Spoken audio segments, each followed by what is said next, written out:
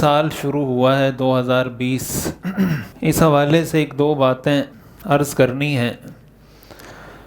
پہلی بات تو یہ ہے، جب نیا سال یہ شروع ہوتا ہے عیسوی، دو طرح کے کیلنڈر ہمارے ہاں استعمال ہوتے ہیں۔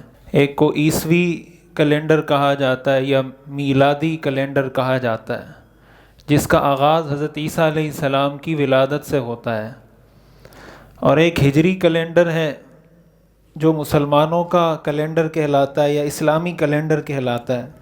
حضرت عمر رضی اللہ تعالیٰ عنہ نے اس کیلنڈر کو شروع کیا تھا۔ اسلامی کیلنڈر یا ہجری کیلنڈر، اس کا آغاز محرم کے مہینے سے ہوتا ہے، اور جو عیسوی کیلنڈر ہے اس کا آغاز جنوری کے مہینے سے ہوتا ہے۔ اور شریعت کے اندر یہ دونوں کیلنڈر استعمال ہوتے بھی ہیں اور دونوں کا استعمال کرنا جائز بھی ہے۔ ہجری کیلنڈر استعمال کرنا بھی جائز ہے اور عیسوی کیلنڈر استعمال کرنا بھی جائز ہے۔ دونوں میں سے جو کیلنڈر استعمال کیا جائے شریعت کی طرف سے اس میں کوئی رکاوٹ نہیں ہے، منع نہیں ہے۔ البتہ اتنی بات ضرور ہے کہ جو ہجری کیلنڈر ہے اس پر شریعت کے بہت سے احکام کا مدار ہے۔ یعنی رمضان کا مہینہ شروع ہوتا ہے تو وہ چاند سے شروع ہوتا ہے، اور ظاہر رمضان کا جو مہینہ یہ ہجری کیلنڈر کے حساب سے شروع ہوتا ہے۔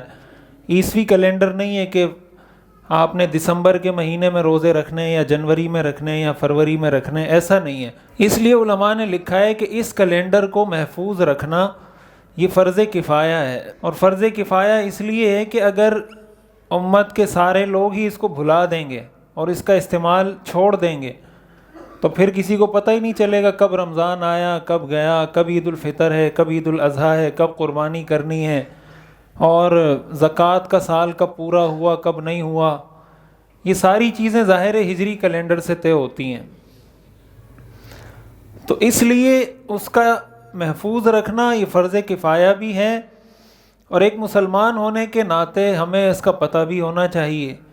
ہمیں اسلامی مہینوں کے نام یاد ہونے چاہیے کہ اسلامی مہینہ، اسلامی کیلنڈر شروع کس مہینے سے ہوتا ہے، ختم کس مہینے پر ہوتا ہے، پہلا مہینہ کون سا ہے، دوسرا کون سا ہے، تیسرا کون سا ہے۔ تو جس طرح ہمیں یہ عیسوی کیلنڈر کے مہینے یاد ہوتے ہیں، اسی طرح ہجری کیلنڈر بھی ہمیں یاد ہونا چاہیے۔ دیکھیں، ہماری نہ چاند کے ساتھ کوئی دشمنی ہے، نہ ہماری سورج کے ساتھ کوئی دشمنی ہے۔ یہ جو عیسوی کیلنڈر ہے نا، اس کا تعلق سورج کے ساتھ ہے۔ جو ہجری کیلنڈر ہے اس کا تعلق چاند کے ساتھ ہے۔ ہماری نہ چاند کے ساتھ کوئی دشمنی ہے، نہ سورج کے ساتھ کوئی دشمنی ہے، اسی لیے اس کیلنڈر کو استعمال کرنا جائز بھی ہے۔